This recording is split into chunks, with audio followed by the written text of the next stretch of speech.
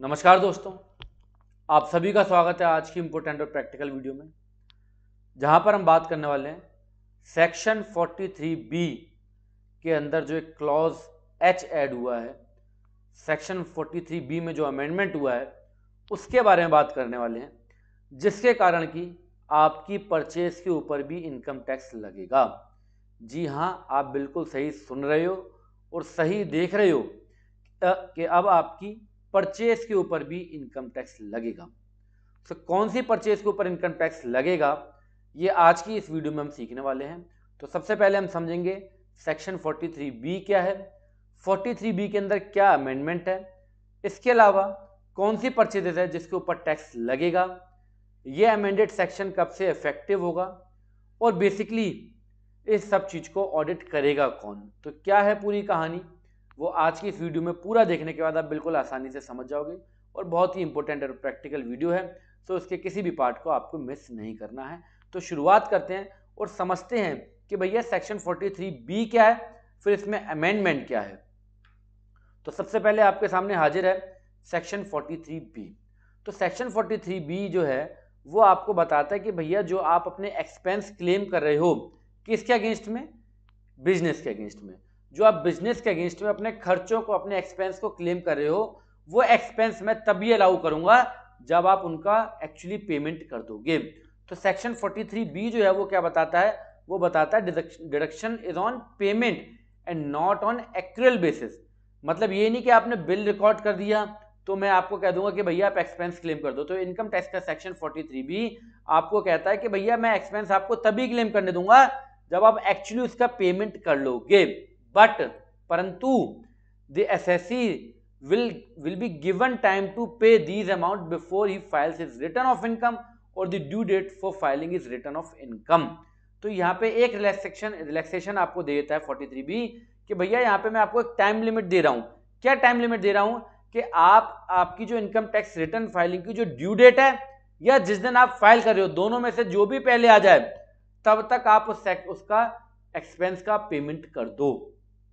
ये section 43B कहता है। एग्जाम्पल लेते हैं, मान लो आपकी बैलेंस शीट के अंदर 22-23 की बैलेंस शीट के अंदर आपने सैलरी के अंदर सैलरी पेबल में 1 लाख रुपए दिखा रखा है, टीडीएस पेबल में 50,000 रुपए दिखा रखे हैं, जीएसटी पेबल में 1 लाख रुपए दिखा रखा है। इस तरीके से आपके पेबल के अंदर, एक्सपेंस पेबल के अंदर आपकी कुछ रकम पड़ी हुई है और उनका अगर आप पेमेंट इनकम टैक्स की रिटर्न फाइलिंग की ड्यू डेट या इनकम टैक्स की रिटर्न फाइलिंग वाले दिन तक, दोनों में से जो भी पहले आ जाए, अगर तब तक आपने अगर उन पेबल का पेमेंट नहीं करा तो सेक्शन 43B आपको उन एक्सपेंस को क्लेम नहीं करने देगा। कौन से फाइनेंशियल ईयर में, जिस फाइनेंशियल ईयर में आपने उन एक्सपेंस को बुक करा है। बट ऐसा बिल्कुल नहीं है कि क्लेम बिल्कुल नहीं कर पाओगे। क्लेम कर पाओगे कब, जब आप उसका एक्चुअली पेमेंट कर दोगे, जब आप उन एक्सपेंस का एक्चुअली पेमेंट कर दोगे। मान लो 22-23 के एक्सपेंस का पेमेंट मैं 23-24 मार्च में जाके करता हूं, 23-24 के मार्च में जाके करता हूं, तो वो मैं एक्सपेंस 23-24 फाइनेंशियल ईयर 23-24 में क्लेम कर सकता हूं, फाइनेंशियल ईयर 22-23 में क्लेम नहीं कर सकता हूं। तो सेक्शन 43B मैंने आपको यहाँ पे बताया, जो कि ऑलरेडी एग्जिस्ट है, इसके ऊपर ऑलरेडी काम चल ही रहा है। आप लोग इसी हिसाब से अपनी वर्किंग करते हो। जिनको हो सकता है कुछ अकाउंटेंट को ना पता हो, बट बहुत सारे अकाउंटेंट को पता है। इसके ऊपर मैंने एक स्पेशली वीडियो बनाया था, उसका लिंक आपको ऊपर आई बटन में मिल जाएगा, जिसमें मैंने डिटेल बताई है कि कौन से ऐसे एक्सपेंस है जिनके बारे में सेक्शन 43B बात करता है। तो हमने सेक्शन 43B को समझा। 43B कहता है कि भैया एक्सपेंस तभी क्लेम करने दूंगा जब आप उनका एक्चुअली पेमेंट कर दोगे, ना कि एक्चुअल बेसिस के ऊपर। और साथ के साथ यहाँ पे कुछ एक टाइम लिमिट भी दी गई है कि इस टाइम लिमिट के दौरान आप उसका पेमेंट कर दो। बट अभी रिसेंटली का मतलब जो आपका फाइनेंस एक्ट आया था 2023, उसके अंदर फाइनेंस बिल जो आया था 2023, उसके अंदर अमेंडमेंट आया और एक क्लॉज जो है वो इंसर्ट किया गया। उस क्लॉज का नाम क्या है, क्लॉज नंबर H, जो कि बात करता है बेसिकली एसएमई के रिगार्डिंग। एसएमई का मतलब स्मॉल एंड माइक्रो एंटरप्राइजेस के रिगार्डिंग। तो क्या बात करता है, any sum payable by the SSC, SSC का मतलब tax payer, to a micro और स्मॉल एंटरप्राइजेस, कोई भी ऐसा अमाउंट जो कि माइक्रो एंड स्मॉल एंटरप्राइजेस को आपको पे करना है, behind the time limit specified in section 15 of MSMED act shall be allowed as deduction only on actual payment. Section 43B के अंदर जो एक क्लॉज H ऐड किया गया है, वो ये कहता है कि भैया अगर आपने कोई भी गुड्स या सर्विस परचेज की है, किससे, MSE से, माइक्रो एंड स्मॉल एंटरप्राइजेस से, और अगर आपने उसका payment as per section 15 of MSMED act के अनुसार नहीं किया है तो वो एक्सपेंस आप तभी क्लेम कर पाओगे जब आप उसका एक्चुअली पेमेंट करोगे। तो ये है मेन मुद्दे की बात, ये है मेन टर्निंग पॉइंट। अब यहाँ पे एक मुद्दा ये उठता है कि सर MSME कौन होते हैं और ये सेक्शन 15 जो आप बता रहे हो इसके अंदर क्या टाइम लिमिट डिफाइन की गई है। तो ये लो जी आपकी स्क्रीन के ऊपर सेक्शन 15 के accordingly, section 15 of MSMED act के अनुसार अगर आप सप्लायर और बायर के बीच में कोई भी एग्रीमेंट नहीं हुआ है तो 15 डेज आपको मिलते हैं पेमेंट करने के लिए, और अगर सप्लायर और बायर के बीच में एग्रीमेंट है तो मैक्सिमम 45 डेज मिलते हैं। मान लो सप्लायर और बायर के बीच में एग्रीमेंट है 100 डेज का, 100 दिन का एग्रीमेंट है, तो भी मैक्सिमम आपको जो है वो 45 डेज ही मिलेंगे। तो सेक्शन 43B कहता है कि भैया पेमेंट में तभी आपको एक्सपेंस तभी अलाउ करने दूंगा जब आप उनके एक्चुअली पेमेंट कर दोगे या जो टाइम लिमिट मैंने सेट किया उसमें पेमेंट कर दोगे।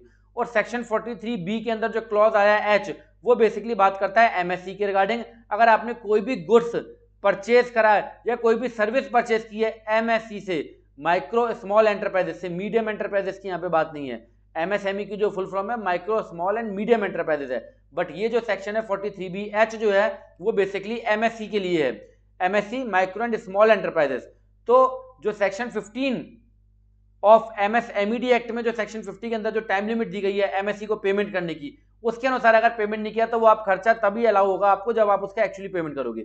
और सेक्शन 15 के अंदर जो टाइम लिमिट स्पेसिफाइड की गई है वो की गई है 15 डेज अगर कोई एग्रीमेंट नहीं है, और मैक्सिमम 45 डेज अगर सप्लायर और बायर के बीच में एग्रीमेंट है। सर कुछ कहानी तो समझ में आई है, हालांकि पूरी समझ में नहीं आई, पूरी अभी आपको तब समझ में आ जाएगी जब मैं आपको प्रैक्टिकल एग्जांपल इसी वीडियो के अंदर देने वाला हूं। एक नहीं 4 एग्जांपल दूंगा आपको अलग अलग तरीके की सिचुएशन के अंदर। बट इससे पहले हम ये समझ लेते हैं कि भैया ये इफेक्टिव कब से है। तो ये जो अमेंडमेंट है ये कब से इफेक्टिव है? ये अमेंडमेंट इफेक्टिव है 1 अप्रैल ऑफ 2024, मतलब असेसमेंट ईयर 24-25 के लिए ये इफेक्टिव है। मतलब असेसमेंट ईयर 24-25 मतलब फाइनेंशियल ईयर 23-24 के लिए ये इफेक्टेड है। सर एक कहानी अभी भी हमको समझ में नहीं आ रही कि मान लो मैंने MSE से गुड्स को परचेज कर लिया और मैंने उसका पेमेंट भी नहीं करा, 15 दिन, 20 दिन, 45 दिन, 100 दिन, 200 दिन मैंने उसका पेमेंट भी नहीं करा, तो सर इस चीज को पकड़ेगा कौन? कोई मेरे ऊपर कैमरा तो लगा नहीं है, ना मेरी टैली में कोई कैमरा लगा कि भैया इस चीज को पकड़ेगा कौन। तो इस चीज को कौन पकड़ेगा भैया? जो आपकी बुक्स को ऑडिट कर रहा है। तो आपकी बुक्स को ऑडिट कौन करता है भैया? ऑडिटर CA अंकल आपकी बुक्स को ऑडिट करते हैं।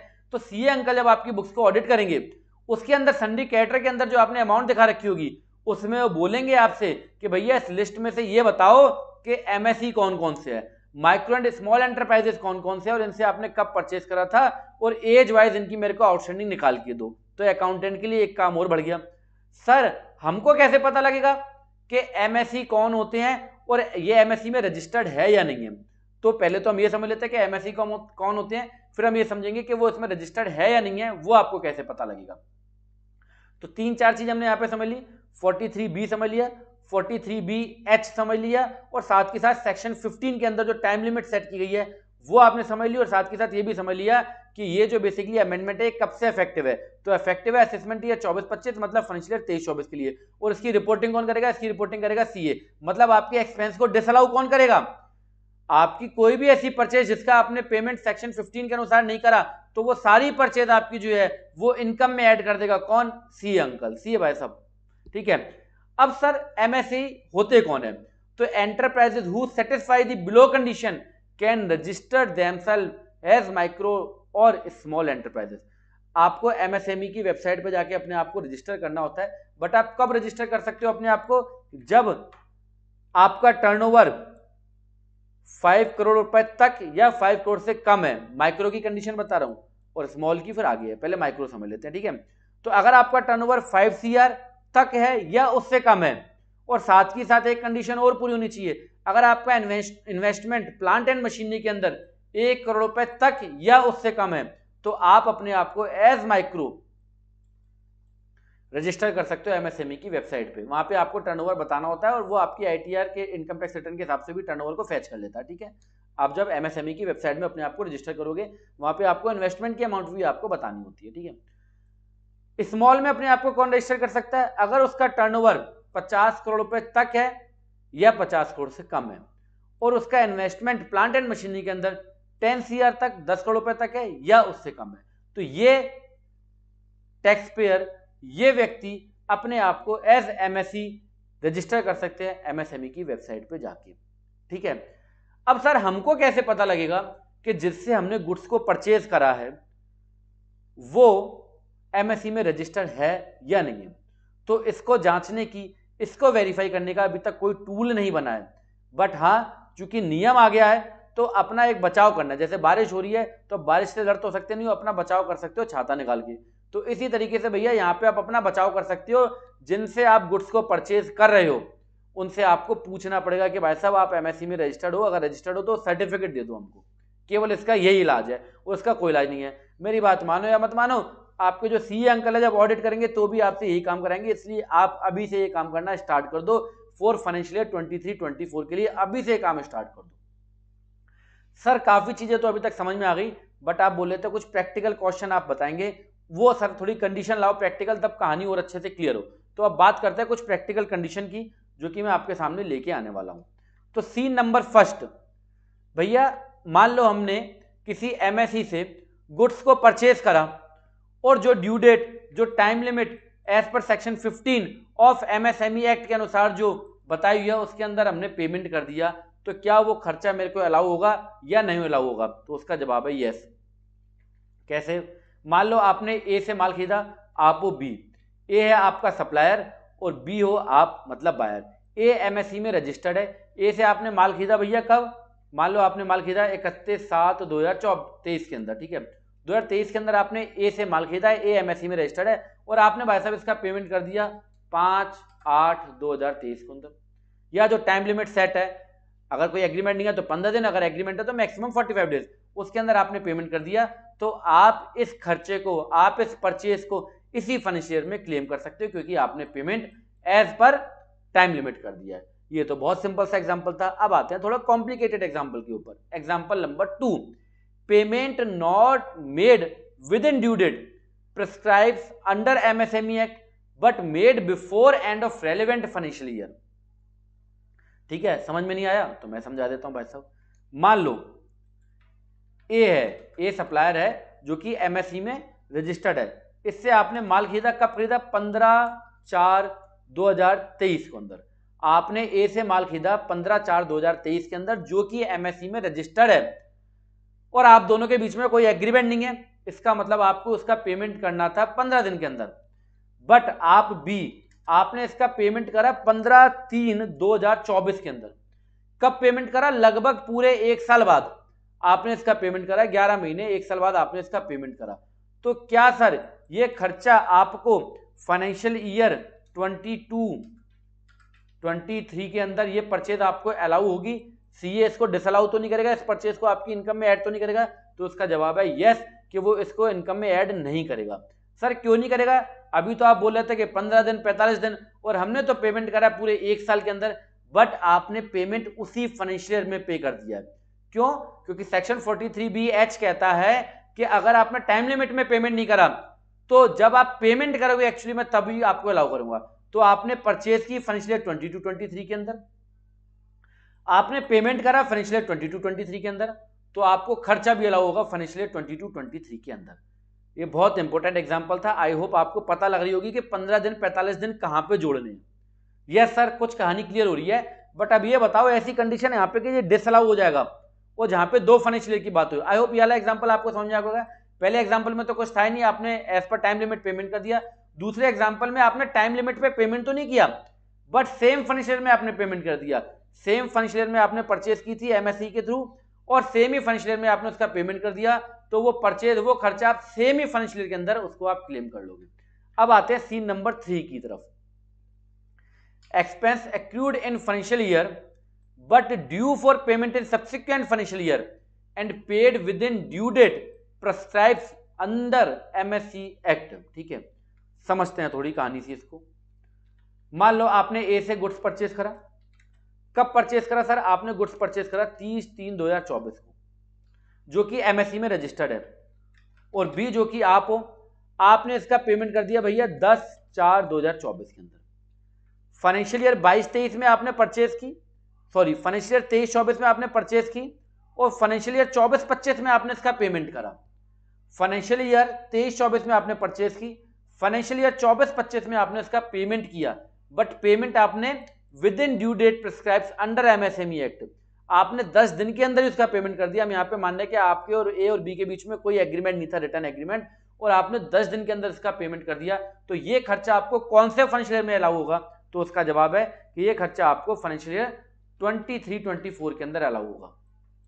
हालांकि आप पेमेंट कर रहे हो 24-25 के अंदर, फाइनेंशियल ईयर 24-25 के अंदर पेमेंट कर रहे हो, बट स्टिल ये खर्चा आपको 23-24 में अलाउ हो जाएगा। कारण एक ही है कि आपने एज पर टाइम लिमिट इसका पेमेंट कर दिया।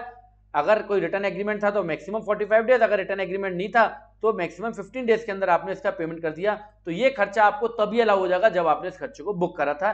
पेमेंट डेट पे आपको अलाउ नहीं होगा, मतलब एक्चुअली पेमेंट पे अलाउ नहीं होगा जब आपने बुक कर लिया था और प्रिस्क्राइब टाइम पे आपने इसका पेमेंट कर दिया है। तो जब आपने खर्चा बुक करा था तभी आपको आपका ऑडिटर इस खर्चे को अलाउ करना देगा, मतलब फाइनेंशियल 23-24 के अंदर ही आपको एक खर्चा अलाउ हो जाएगा। और अब जो एग्जाम्पल आपके सामने आने वाला है ये सबसे भयंकर एग्जाम्पल, मतलब सबसे काम का एग्जाम्पल है। expenses accrued in financial year due for payment in subsequent financial year and not paid within due date prescribed under MSME Act। चलो इस एग्जांपल को समझते हैं भाई साहब। हाँ जी, मान लो ए है MSME एक्ट के अंदर, इससे आपने गुड्स को परचेज करा 30/3/2024 के अंदर, आप वो बी और आपने इसका पेमेंट करा भाई साहब 31/7/2024 के अंदर। मतलब ए एमएससी में रजिस्टर्ड है, फाइनेंशियल ईयर 23-24 में आपने इससे गुड्स को परचेज करा, आप भी आपने इसका पेमेंट करा फाइनेंशियल ईयर 24-25 के अंदर, वो भी आपने टाइम लिमिट में पेमेंट नहीं करा। हम यहाँ पे एज्यूम कर रहे हैं कि आपको एग्रीमेंट नहीं था तो भी 15 दिन और एग्रीमेंट था तो मैक्सिमम 45 डेज, पर आपने लगभग पेमेंट करा 3-4 महीने में जाके। तो ये खर्चा आपको कौन से फाइनेंशियल ईयर में अलाउ होगा? क्या ये खर्चा आपको फाइनेंशियल ईयर 23-24 में अलाउ होगा या फाइनेंशियल ईयर 24-25 के अंदर अलाउ होगा? तो ये फाइनेंशियल ईयर 23-24 के अंदर अलाउ नहीं होगा, ये फाइनेंशियल ईयर 24-25 में अलाउ होगा। मान लो आपकी 1 लाख रुपए की परचेज है, 10 लाख की परचेज है, 1 करोड़ रुपए की परचेज है, 10 करोड़ रुपए की परचेज है, किससे है?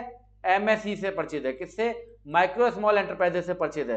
तो ये पूरी की पूरी परचेज आपकी जो है वो आपकी इनकम में ऐड कर दी जाएगी, वो खर्चा आपको अलाउ नहीं होगा। ये खर्चा आपका डिसअलाउ कौन करेगा? ऑडिटर आपके खर्चे को डिसअलाउ करके परचेज में सेल के अंदर ऐड कर देगा, इनकम के अंदर ऐड कर देगा। पर ऐसा बिल्कुल नहीं है कि खर्चा परमानेंटली डिसअलाउ हो जाएगा, ये टेम्परेरी बेस पे डिसअलाउ होगा। जिस दिन आप इसका पेमेंट कर दोगे उस फाइनेंशियल, मतलब जो भी मैंने एग्जांपल दिया था उसके हिसाब से 24-25 के अंदर ये खर्चे को आप क्लेम कर सकते हो। बट जिस साल में आपने क्लेम करना था उसमें आप क्लेम नहीं कर पाओगे, इनकम बढ़ जाएगी, इनकम बढ़ जाएगी तो इनकम टैक्स बढ़ जाएगा। आई होप अब आपको बड़े ही अच्छे से सेक्शन समझ में आ गया होगा। सेक्शन 43BH जो कि बात करता है एमएसई के रिगार्डिंग। अगर आपने कोई भी गुड्स या सर्विसेज परचेज की है एमएसई से, माइक्रो एंड स्मॉल एंटरप्राइजेस से, माइक्रो जिसका टर्नओवर 1 करोड़ रुपए तक का, जिसका टर्नओवर 1 करोड़ रुपए तक का है और जिसका टर्नओवर 5 करोड़ रुपए तक का है और उसका इन्वेस्टमेंट प्लांट एंड मशीनरी के अंदर 1 करोड़ रुपए तक का है, वो माइक्रो। और जिसका टर्नओवर 50 करोड़ रुपए तक का और प्लांट एंड मशीनरी में उसका इन्वेस्टमेंट मैक्सिमम 10 करोड़ रुपए तक का है, ये माइक्रो एंड स्मॉल होते हैं और वो अपने आप को एमएसई के अंदर रजिस्टर्ड है। तो इस व्यक्ति से इनसे अगर आप गुड्स को परचेज करते हो या सर्विस को परचेज करते हो और उसका पेमेंट टाइमली नहीं करते हो तो वो खर्चा आपको डिसअलाउ हो जाएगा। चारों तरीके के एग्जांपल आपको बता दिए हैं। बेसिकली जो मेन कॉम्प्लिकेटेड एरिया है वो है फाइनेंशियल ईयर चेंज होने के चक्कर में। अगर फाइनेंशियल ईयर चेंज होता है तो आपको बेसिकली इन डेज को देखना है। अगर आपका सेम ही फाइनेंशियल ईयर में आपने परचेज की, सेम ही फाइनेंशियल ईयर में आपने पेमेंट कर दिया, चाहे वो 15 दिन में करा, 45 दिन में करा, चाहे आपने पूरे साल भर में करा, उससे कोई मतलब नहीं है, वो आपको सेम ही फाइनेंशियल ईयर में क्लेम हो जाएगा। बट जहां पे फाइनेंशियल ईयर चेंज हो जाएंगे वहां पे आपके लिए दिक्कत हो जाएगी। तो आई होप अब आपको इसमें कुछ भी दिक्कत का विषय नहीं होगा। इसी तरीके की प्रैक्टिकल वीडियो देखने के लिए बने रहिए। मिलते हैं next practical and video class के अंदर। ये क्लास देखने के लिए दिल से धन्यवाद। Thank you.